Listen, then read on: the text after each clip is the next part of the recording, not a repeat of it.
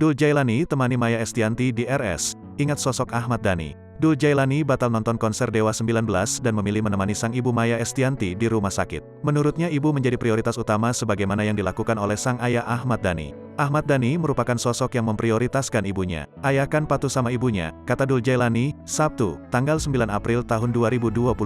Selain patuh, Ahmad Dhani juga digambarkan selalu menjadikan ibunya sebagai prioritas. Ayah juga seseorang yang selalu mengutamakan ibunya, melayani ibunya, lanjut Dul. Hal itulah yang kemudian menginspirasinya untuk terus menjaga Maya Estianty.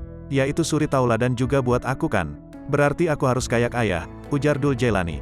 Jadi apapun masalahnya, kalau lagi ada ibu ya insya Allah yang harus diprioritaskan ibu, lanjutnya. Bahkan dirinya juga sempat membatalkan rencana menonton konser Dewa 19 bersama Ahmad Dhani di Bandung ketika mengetahui Maya Estianty sakit. Dul menuturkan pikirannya tak tenang bila tetap menjalankan rencananya menonton konser di tengah kondisi ibunya yang sedang sakit. Percuma juga kita nonton konser tapi kan gak tenang kalau ibu sakit di rumah, pungkas Dul Jailani.